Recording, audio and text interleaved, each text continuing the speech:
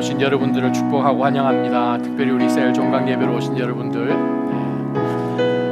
오늘 금요 예배에 새로 오신 분이 한 분 계십니다. 저기 뒤쪽에 한 분 계신 우리 자매님, 잠깐 한번 일어서 주시겠어요? 축복하겠습니다. 환영합니다. 네, 할렐루야, 축복합니다. 저 뒤쪽 편에도 한 분 계신 것 같은데 부부가 계시나? 환영하고 축복합니다. 네. 지난 한 학기 동안 우리 여러 셀에서 수고하신 우리 셀장님들, 또 우리 오늘 또 스케줄이며 또 출장이며 참석 못하신 분도 계실 것 같은데, 우리 셀장, 셀모 그 자리에 한번 일어서 주시면 좋겠습니다. 사랑셀 데이비송 집사님 4분, 또 은혜셀 김남준 집사님 4분, 믿음셀 김주호 집사님 4분, 또 인내셀 최기현 집사님 4분, 충성셀 김영한 집사님 4분, 희락셀 김재현 집사님 4분, 또 젊은 부부학교셀 우리 황주성 목사님, 큰 박수 한번 부탁드립니다. 한 학기 동안 수고 많이 하셨습니다. 수고 많이 하셨습니다. 기도하려고 그랬더니 벌써 앉으셨습니까? 한 분만 더 기도하십시다. 하나님 아버지, 저들을 부르신 이도 하나님이시고, 저들을 사용하시고, 저들을 통하여서 영광 받으신 이도 하나님이시고, 저들을 통하여서 하나님의 귀한 능력이 또 우리 셀 식구들 가운데서 뻗어나가도록 사용하시는 통로도 저들인 것을 주님 앞에 감사합니다. 저들 때문에 주여 저희가 행복했습니다. 한 학기 동안 참 많은 은혜가 있었습니다. 사용해 주신 하나님을 찬양하며 계속해서 사용하여 주옵소서. 더 잘할 때까지 사용하여 주옵소서. 주님께서 더 기뻐하시도록 하나님께서 더 부어주시고 그렇게 이퀄해 주시고, 그리하여 주님 더욱더 주님의 영광이 드러나실 수 있도록 마음대로 쓰시옵소서. 주님 쓰실 때 능력도 주실 줄 믿습니다. 기쁨도 주실 줄 믿습니다. 모든 그러한 환경 가운데서도, 또한 그러한 환경이 되지 않는 가운데서도 기뻐하며 감사하며 하실 수 있도록 주여 성령의 영원한 위로와 또 격려를 저들 가운데 허락하여 주옵소서. 주님의 이름으로 주의 일꾼들을 축복합니다. 저들 삶 가운데 하나님이여 하나님이 되시옵소서. 예수님의 이름으로 축복하며 기도하옵나이다. 아멘. 할렐루야. 우리가 이제 겨울 방학에 들어가지만 계속해서 여러분 또 만나시고 커피도 하시고 또 교제하고 보니까 여러 이제 셀들 가끔 또 모이기도 하시고 하시던데, 겨울 기간 가운데도 계속 만나시면 참 좋겠습니다. 2월 8일 날 2월 둘째 주 금요일이 되네요. 2월 1일이 아니고 2월 8일 날 저희가 다시 또 이제 셀 봄학기 개강 예배를 하나님 앞에 드릴 텐데, 우리가 계속해서 우리 겨울 기간 가운데도 또 믿음의 끈을 놓지 않으셨으면 좋겠습니다. 자, 이 시간 다 함께 하나님이 주신 말씀 보도록 하겠습니다. 에스더서 2장 21절에서 3장 15절까지 오늘 이 본문 말씀을 통해서 셀 예배와의 연관을 우리가 한번 얼마든지 우리가 지혜를 얻을 수 있는데, 오늘 본문을 통하여서 우리 정말 셀의 그 역사성을 한번 들여다보았으면 합니다. 에스더서 2장 21절부터 3장 15절까지 저와 여러분이 한 절씩 교독하겠습니다. 제가 먼저 읽습니다. 모르드게가 왕의 문 앞에 앉아 있던 그때 문 지방을 지키던 왕의 내시 빅단과 데레스 두 사람이 아하수에로 왕에게 원한을 품고 살해할 음모를 꾸미고 있었습니다. 그러나 모르드게가 그 음모를 듣고 에스더 왕비에게 말해줘 에스더가 왕에게 모르드게 이름으로 이 음모를 전했습니다. 그 보고된 내용을 조사해 보니 사실임이 드러났습니다. 그렇게 돼 그 두 내시는 나무에 매달리게 됐습니다. 이 모든 것이 왕이 보는 앞에서 궁중일기에 기록됐습니다. 이런 일들이 있은 후 아하수에로 왕은 아각 사람 함므다다의 아들 하만의 지위를 모든 귀족들 가운데 가장 높은 자리에 올려주었습니다. 왕의 문에 있는 왕의 모든 신하들은 하만에게 무릎을 꿇고 경의를 표했습니다.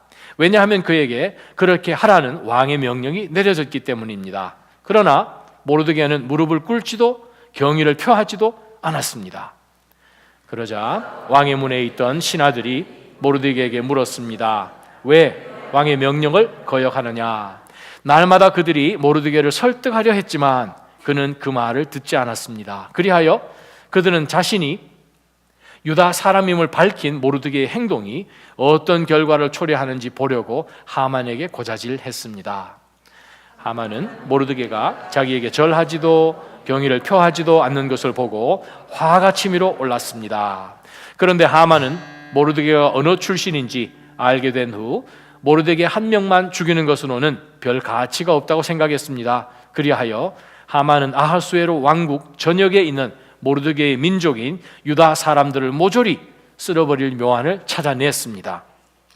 아하수에로 왕 12년 첫째 달 곧 니산월에 사람들이 하만 앞에서 부르 곧 제비를 뽑아 월일을 정했습니다. 제비를 뽑은 결과는 12째 달 곧 아달월이었습니다. 그 후 하만이 아하수의 왕에게 하나님이 전화하신 줄 알고 놀라서 그 후 하만이 아하수에로 왕에게 말했습니다. 왕의 왕국 모든 지방에 있는 여러 민족들 사이에 흩어져 살고 있는 한 민족이 있는데 그들의 관습은 다른 모든 민족들과 다르고 또 그들의 왕의 법률을 따르지 않고 있습니다. 그들을 그냥 내버려 두는 것은 왕께 좋을 것이 없습니다. 왕께서 원하신다면 그들을 멸망시키라는 칙령을 내리십시오. 그러면 제가 은 1만 달란트를 왕궁의 창고에 헌납해 왕의 업무를 맡은 사람에게 주겠습니다. 그러자 왕은 손가락에서 자기의 인장 반지를 빼 유다 사람의 원수인 아각 사람 함므다다의 아들 하만에게 주며 말했습니다. 그 돈은 네가 가져라. 또한 그 민족도 내가 하고 싶은 대로 처리하여라. 그리하여 첫째 달 13일에 왕의 비서관들이 소집됐습니다. 하만이 명령한 모든 것들은 각 지방의 문자와 각 민족의 언어로 기록돼 왕의 총독들과 여러 지방의 통치자들과 여러 민족의 귀족들에게 하달됐습니다. 이 칙령은 아하수에로 왕의 이름으로 쓰였고 그 인장 반지로 봉인됐습니다. 특사들이 모든 유다 사람들을 노소를 불문하고 여자와 아이들까지 12째 달 곧 아달월 13일 하루 동안 모조리 죽이고 학살하고 그 물건들을 약탈하라는 명령을 왕이 다스리는 여러 지방으로 보냈습니다. 이 칙령의 사본을 모든 지방에 알리고 모든 백성들에게 공포해 그날에 대비하게 했습니다. 특사들은 왕의 명령을 받들어 급하게 나갔습니다. 수산궁에도 그 칙령이 공포됐습니다. 왕과 하만은 앉아서 마셨습니다. 그러나 수산 성안은 술렁거렸습니다. 아멘. 하나님이 주신 말씀입니다. 피할 수 없는 인생의 고난을 지날 때 우리가 과연 어떻게 삶을 예비를 해야 되는지. 1933년 1월 독일 나치가 권력을 얻기 시작했습니다. 그래서 6년 후인 1939년 9월 전쟁, 2차 대전이 발발하기 전까지 이 유대인들에 대한 나치의 박해는 사실 돈, 재산을 몰수하고 타국으로 이민하는 것을 권고하는 것으로 사실 시작했습니다. 그러다가 1938년 오스트리아와 나치가 병합한 후에는 비엔나와 베를린에 특별 사무실을 만들어 놓고 조직적으로 유대인들의 재산을 몰수하고 그들을 강제로 쫓아내다가 전쟁 후반에 가서는 쫓아내는 것으로 안 되겠다 해서 600만 명 되는 유대인들을 학살했죠. 그 숫자는 폴란드에 거주했던 유대인들의 90%고요. 유럽에 거주하던 유대인들의 3분의 2에 해당되는 숫자입니다. 처음에는 그냥 재산을 몰수하는 것으로 그냥 쫓아내는 것으로 만족을 했었습니다. 그러다가 점점 그것이 변질이 더 되기 시작하여서 나중에는 그냥 뺏고 다른 나라로 이민 가는 것을 권면하는 정도에 그치는 것이 아니라 그들을 수용소에서 그 민족 자체를 아예 없애려고 하는 그것이 우리 성경 말씀 가운데 동일하게 2500여 년 전에 기록된 말씀을 여러분이 보신 것입니다. 만약 저와 여러분이 2차 대전 때 폴란드에 있었던 유대인들이다. 점점 나치의 포로망이 좁혀지고 있는 가운데서 여러분은 유대인입니다. 어떻게 하실 거예요? 들리는 소문 흉흉하기 시작합니다. 편지가 오고 전화가 오는 가운데서 여러분이 잘 알고 지내는 그러한 분들이 이미 쫓김을 당하고 다 몰수를 당하고 정말 흡신 구타를 당하고 쫓겨나고 점점 그것이 강도가 심해진다는 이야기를 점점 듣는 가운데서 어떻게 할까요? 도망갈까요? 아니면 나 유대인 아니에요 하고 어떻게 출생 신고를 어떻게 위조를 좀 할까요? 방법이 있어야 되지 않습니까? 이들 피하든지 아니면 싸울 것인가? 참 우리가 신앙생활을 해나가는 가운데서 그 당시에 살았던 유대인들처럼 저와 여러분은 이 땅 살지만 우리는 이 땅이 요구하는 대로 다 들어줄 수 없는 다른 정체성을 가진 그리스도인으로 우리는 살아갑니다. 이 땅에서 그리스도인으로 하나님 나라에 속한 사람들로 전혀 다른 이 세상과의 그 나라에 속해 있는 정체성을 가진 사람들로서 마지막이라고 이야기하는 이 21세기에 저와 여러분이 살면서 우리를 향한 그 사탄의 공격이 점점점 옥죄는 가운데서 적당히 타협할까요? 예배 드릴 때만 나의 정체성을 찾고 난 다음에 삶의 터전으로 일터 가운데서 세상에서 나가 살 때는 그냥 그 사람들이 살아가는 그러한 모습 비슷하게 어떻게 살아갈까요? 2차전은 그 당시에 전쟁 통인이 전쟁 중에 사는 그것도 얼마나 힘들었겠습니까? 그런데 그 힘든 전쟁 통해서 유대인으로 사는 것은 더 힘들다는 거죠. 참 우리 성경을 들여다보면 이 땅에 살지만 이 땅에 속한 사람이 아닌 하나님 나라에 속한 하나님 나라의 정체성을 가진 사람들로서 고난당하지 않은 사람이 단 한 사람도 존재를 하지가 않네요. 잘못한 것도 없는데 욥 몸이 얼마나 만신창이 되도록 욕창이 나서 그렇게 어려움을 겪었을까요? 사자굴에 떨어진 다니엘이 무슨 죽을 잘못을 해서 사자굴에 던져져서 사자의 먹이가 되게끔 그러한 시련이 그에게 닥쳤을까요? 요셉은 어떻습니까? 그가 무슨 잘못을 했길래 누명을 뒤집어 쓰고 그 극심한 감옥소에서 2년 동안 갇혀서 정말 노바디인 것으로 그는 살 수밖에 없었을까요? 바울 사도 40에 하나 감한 매를 얼마나 많이 맞았습니까? 세례 요한 참수를 당했잖아요. 스데반 돌을 맞아 죽었잖아요. 우리 예수님 십자가에 돌아가셨잖아요. 우리는요, 이 땅에서 그리스도인으로서의 정체성을 가지고 산다는 그 자체가 정말 쉽지는 않아요. 삶 자체가 힘들죠. 2차 대전 속에서 삶 자체가 힘든데 그리스도인으로 산다는 것은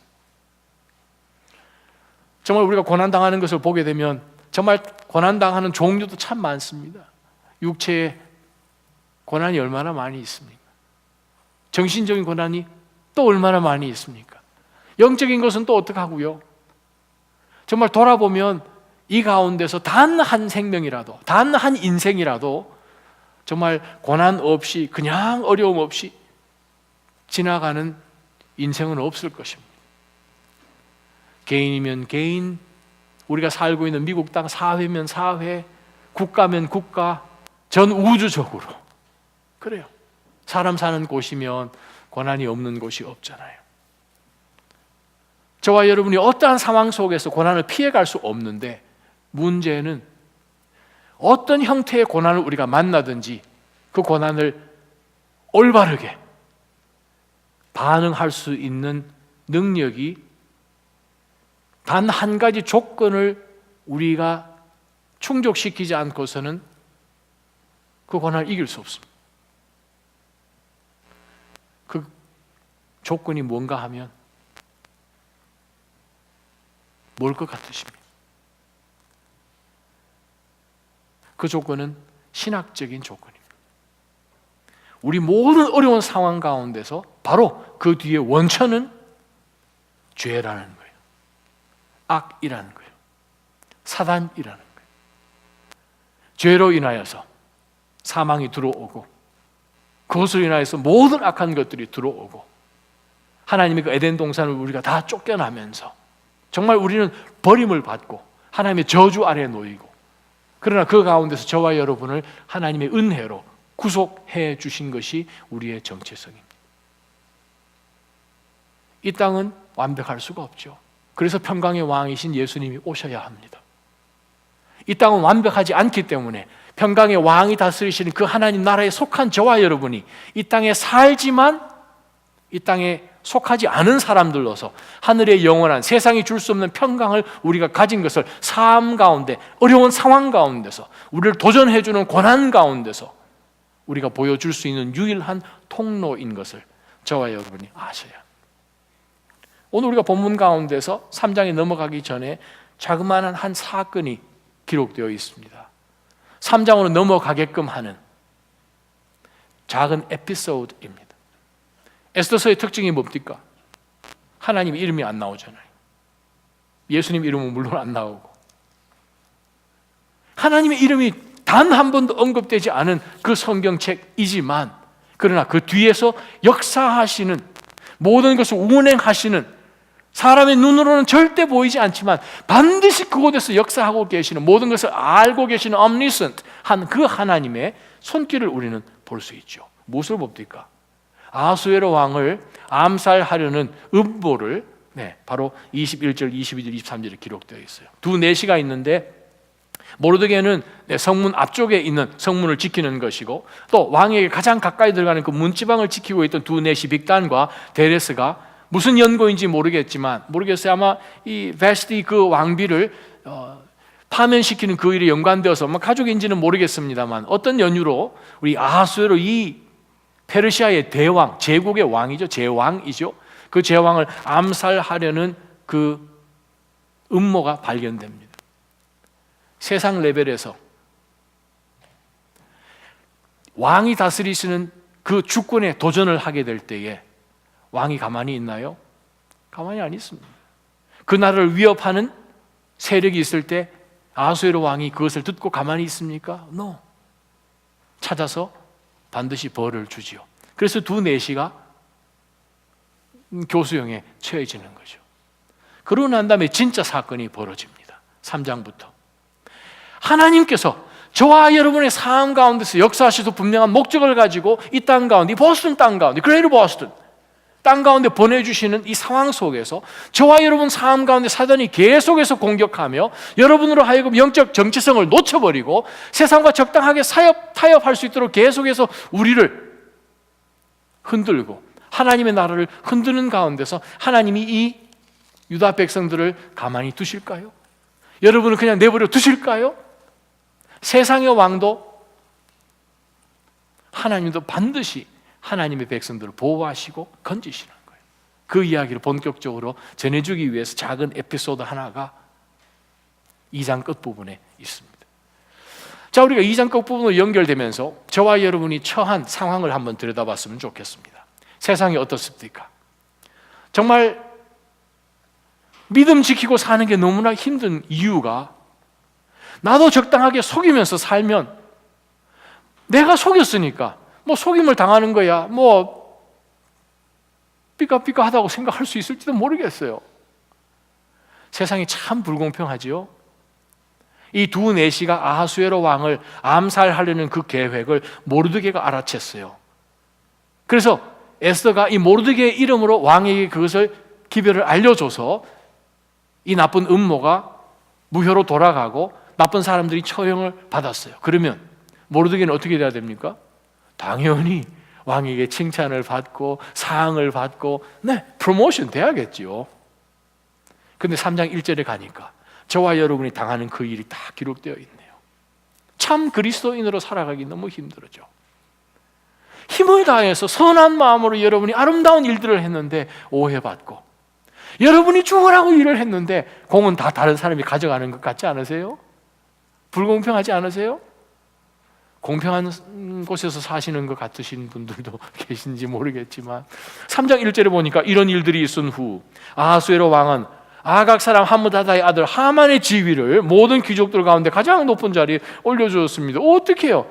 이런 일들이 다 있은 후에, 아니 공을 지금 하만이 왜 가져가나요? 모르드게가 지금 높임을 받아야 되는데. 우리가 살아가는 이 세상은 사단이 다스리고 믿음의 성도들이 속하지 않고, 그러나 하나님께서 뚜렷한 목적을 가지고 이 땅 가운데 보내심은 공의를 가지고 다스리시는 그 하나님을 드러내기 위해서 때로는 저와 여러분이 말도 안 되는 이러한 일 가운데 처해지는 것입니다.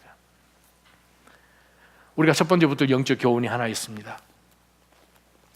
저와 여러분이 아무리 거룩하게 살려 해도 여러분은 선한 마음으로 했던 그 모든 것에 걸맞게 여러분이 얻지를 못할 것입니다. 왜요? 불공평해요. 불공평해요. 정말 여러분을 알아주지 못해요. 더더욱 어떤 일이 벌어지는가 봅시다. 여러분이 직장 생활하고 또 학교 생활하고 하는 가운데서 점점 여러분을 알고 지내는 사람들이 더 많아질 수도 있고 깊어질 수도 있겠죠.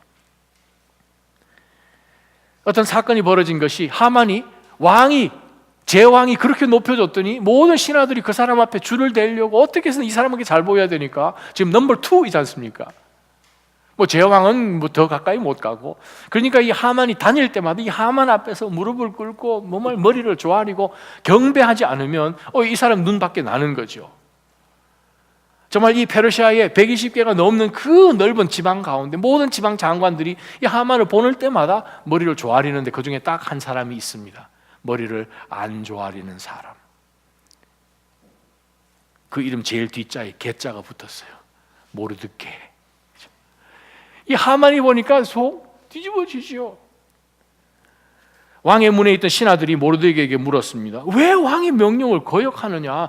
왕이 하만을 높이라고 했는데 왜 당신은 그 사람 앞에 무릎을 안 꿇느냐? 날마다 모르드게를 설득합니다. 4절. 근데 모르드게가 무슨 얘기를 하는 거 아니? 나는 유대인이요. 이거 굉장한 자기 소개입니다. 나 그리스도인이요. 그러면 사람들이 그러시구나, 그리스도인이십니까? 라고 여러분에게 대하던가요? 아니면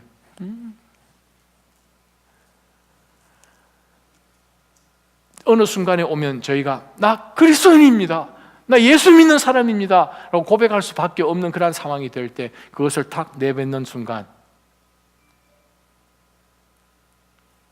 상황이 그냥 거의 종료되죠. 여러분을 향한, 우리를 향한 그 핍박과 조롱과 조소는 아주 강하고, 그것으로 인하여서 어떻게 되나요? 유다 사람인 것을 고자질하고 난 다음에 일이 더 악화되는 것을 저와 여러분이 봅니다. 여기서 던질 질문이 있죠. 나는 누구로 살아가는가? 우리가 이 땅 살지만 누구로 살아가는가? 과연 내가 예수 그리스도의 신부로 정말 예배하고 찬양할 때 그 모습 그대로 나의 모든 삶의 전반에 있어서 하나님이 언제든지 나를 보실 때 단 한순간 하나님의 눈에서 벗어난 시각이 없는데 하나님이 나를 구별된 사람으로, 영적 정체성을 가진 사람으로 하나님이 보실까? 아니면 내가 입을 꼭 다물까? 왜 여러분 하만 앞에 모르드게가 절을 안 했다고 생각하십니까? 아마 두 가지 이유밖에 없을 거예요. 첫 번째 이유는 누구한테 절한다는 그거는, 경배한다는 거는 이건 유대인들에게는 신사참배거든요. 이 우상 숭배하는 거거든요. 하나님 앞에만 하는 그것을 내가 당신이 동일한 인간인데 당신이 어떻게 하나님에게만 드릴 수 있는, 내가 하나님에게만 드릴 수 있는 내 심장을 줄 수 있나 이거죠. 두 번째 이유는 오늘 이 사람의 배경이 어떤 사람인지 나오네요. 아각 사람입니다. 에그가이츠. 아각 사람이 누구죠? 아각이 누구인지 기억하십니까? 사무엘상에 나오죠. 사울왕 시대 때에 사무엘이 아각의 왕을 잡아서 아말렉 왕이잖아요. 영원히 출애굽기 보게 되면 아말렉은 하나님 백성들의 원수인 것을 분명하게 말씀하십니다. 출애굽기 17장 14절이요. 하만이 아각 사람이에요. 나는 하늘의 정체성을 가진 사람이에요. 말씀이 내 속에 들어와 있고 하나님의 율법이 내 속에 분명히 들어와 있어서 하나님이 말씀하시는 가운데서 나는 사람이기 때문에 하나님에게 만드릴 수 있는 나의 최선을 당신에게 절대 줄 수 없고, 두 번째, 하나님의 원수인, 하나님의 대적인 당신에게 내가 하나님만 줄 수 있는, 드릴 수 있는 그 영광을 누군데 감히 줄 수 있느냐 하는 가운데서 그는 말씀을 마음 가운데 다 붙들었다는 거예요. 그러면서 이야기합니다. 나 유대인입니다. 어때요? 저와 여러분, 저는 그리스도인입니다. 저는 예수 그리스도를 쫓아가기를 원하는 제자입니다 할 때에 세상이 여러분들에게 동의를 하고 기뻐하고 격려하고 막 해주던가요? 이동원 목사님의 글을 하나 읽어드리겠습니다. 사람이 높아지면 신이 되고 싶은 욕망을 갖게 됩니다. 우리 대부분도 달라질 수 있습니다. 그리스도인들도 돈 많이 벌고 출세하면 딴 사람이 될 수 있습니다. 그래서 항상 우리는 우리 자신을 추스리고 조심해야 합니다. 지위와 돈이 하나님과 이웃을 섬기는 기회가 될 수도 있지만 자신이 신이 되려고 하는 교만한 자리에 서게 만들어 패가망신시킬 수도 있습니다. 사람은 조금 높아지면 자기가 신이 되고 싶은 욕망을 갖는 것은 본래 사탄의 욕망입니다. 사탄의 평생 소원이 하나님같이 되는 것입니다. 자기도 경배와 찬양을 받고 싶은 것이 사탄 소원이지요. 예수님께 찾아온 마귀가 뭐라고 했습니까? 천하만국의 영광을 보여주며 자기에게 절만 하면 다 주겠다고 했습니다. 예수님은 주 너희 하나님만 경배하라고 하면서 그 유혹을 물리쳤지요. 우리는 결코 사탄에게 절할 수 없습니다. 사탄에게 절하지 않는다 하는 말은 쉽게 수긍이 갑니다. 그러나 물질에 절하지 않는 사람이 얼마나 될까요? 몇 억 준다고 하면 그에게 절하지 않을 사람이 몇이나 될까요? 쾌락과 권력의 신 앞에 무릎 꿇지 않을 사람이 얼마나 될까요? 이런 물질, 쾌락, 권력의 신의 배후에는 사탄이 있다는 것을 아시나요? 오늘 우리의 대적들은 누구일까요? 결국 이 싸움은 영적 싸움입니다. 단순한 세상살이가 아니라 우리는 영적 전쟁터에 살고 있다는 것입니다. 저와 여러분, 우리 시대의 내 인생 가운데 지금 하만이 누굴까요? 하는 그런 생각을 한번 던져볼 필요가 있죠. 우리의 영적 정체성을 놓치는 바로 그 순간에 우리는 페르시아에 있는 여러 신하들처럼 적당하게 절하고 경배하고 사람에게 줄을 달고 하는 가운데서 우리 인생 성공할 것이라 생각하면서 살 것입니다. 근데 모르드게는 그렇게 하지 않았어요. 두 번째 말씀 보겠습니다. 7절부터 보지요.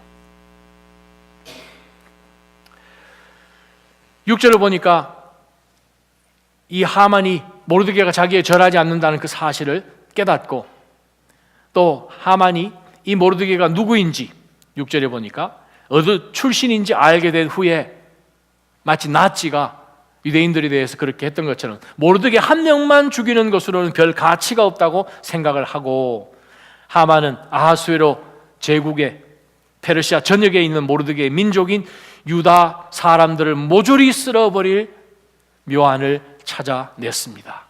그 다음 말씀이에요. 아하수에로 왕 12년 첫째 달이 됐습니다. 무슨 뜻인지 아세요?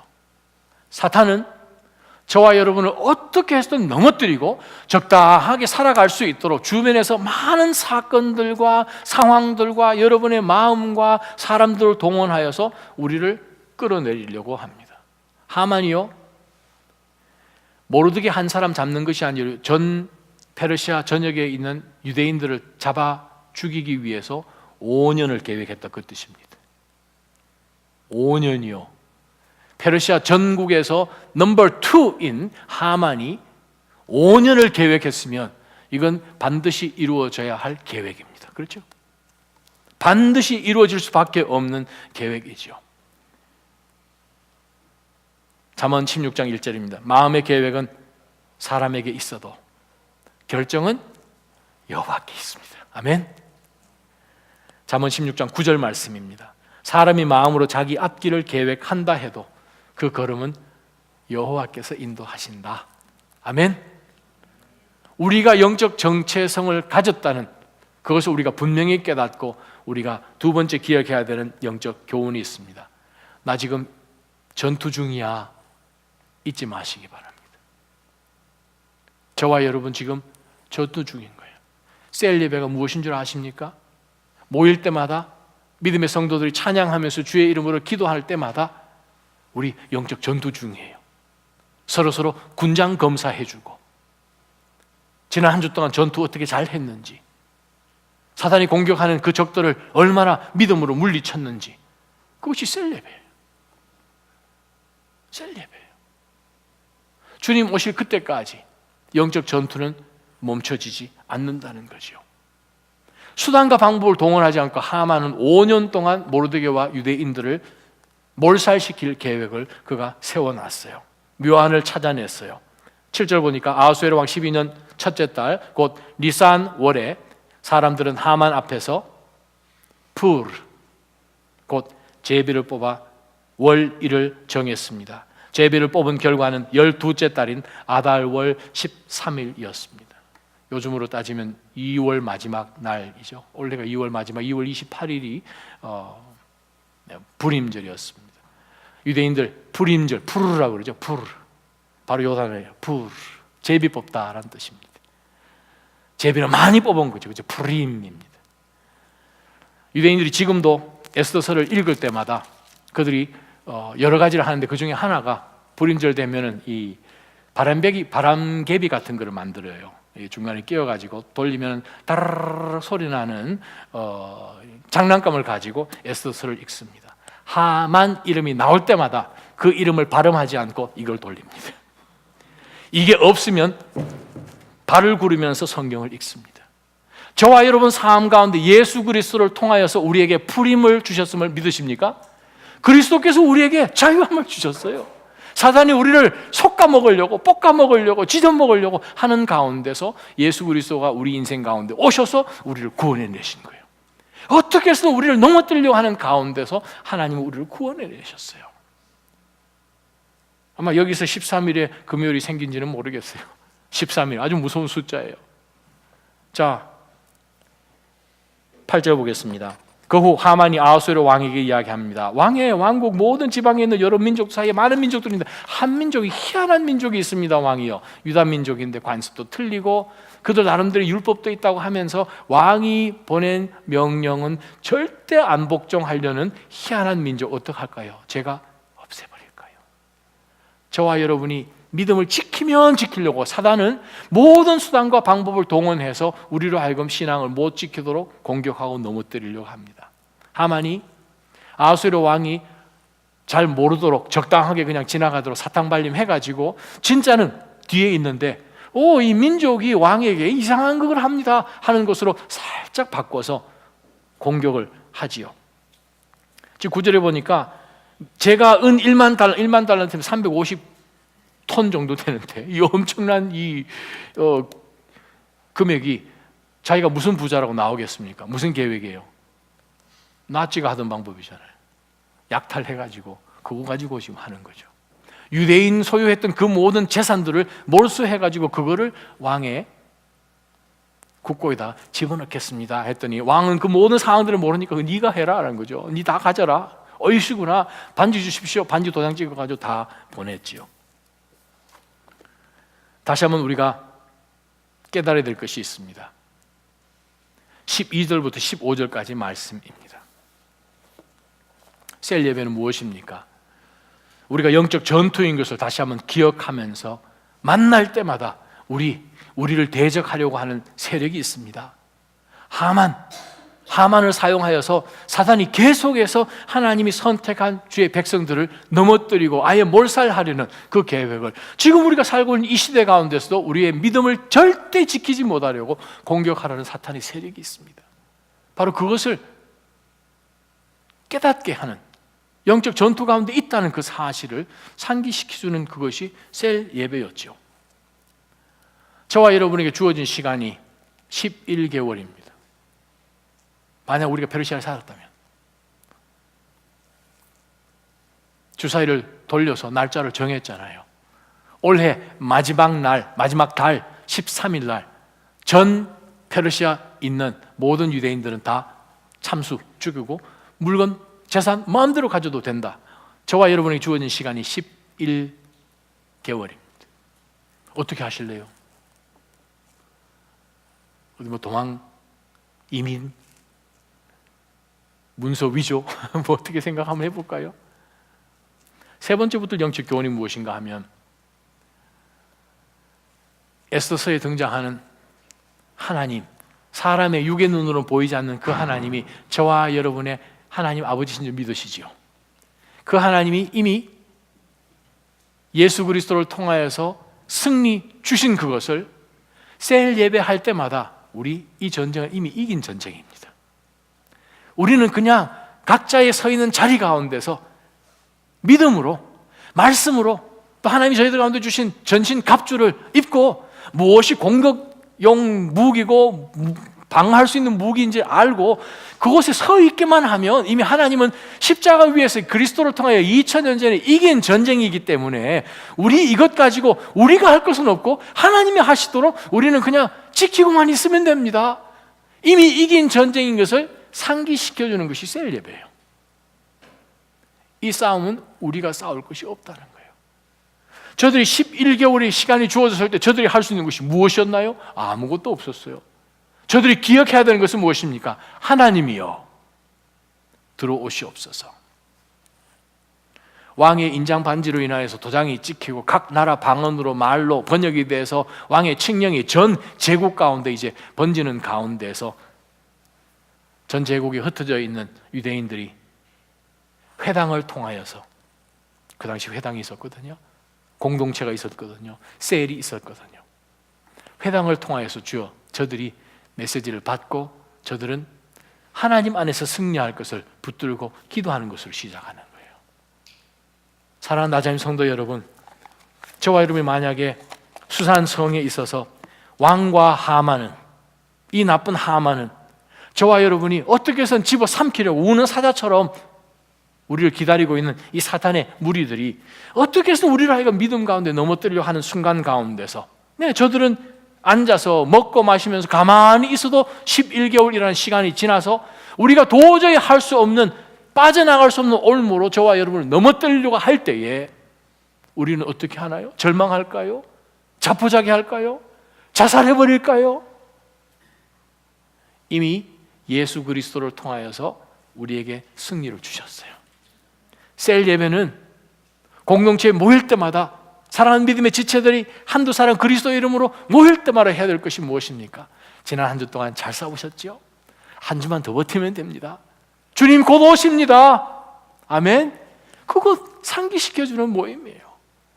그래서 위로하고 격려하고 다시 한번 화이팅하고 서로 기억하는 가운데서 언제든지 하나님은 들어오셔서 내 삶 가운데 구원해 내실 수 있는 그러한 능력이 많으신 하나님이시니 우리 한 주만 더 버티면 됩니다. 주님 오시는 그날까지 계속해서 믿음에 버티기를 하시는 저와 여러분 되시기를 주님의 이름으로 축원합니다. 기도하십시다. 살아 역사하시는 하나님 아버지, 저희가 오늘 이 본문 말씀을 들여다보는 가운데서 참 불공평한 그러한 사회, 특별히 우리가 그리스도인이라고 말하는 순간에 때로는 주여 저희가 손해볼 것 같아 우리의 진짜 정체성을, 어느 나라 시민권을 가진 것인지 말하지 않고 그냥 쓱 지나가려고 하는 그러한 유혹도 하나님, 저희는 사실 받은 적도 있고 지금도 그러한 상황 가운데 있습니다. 주님께서 기이하게 도와주셨지만 그 모든 공은 다른 사람들이 다 훔쳐가듯 정말 이 세상 가운데는 공평하지 않은 것을, 억울한 것을 하나님 아시지 않습니까?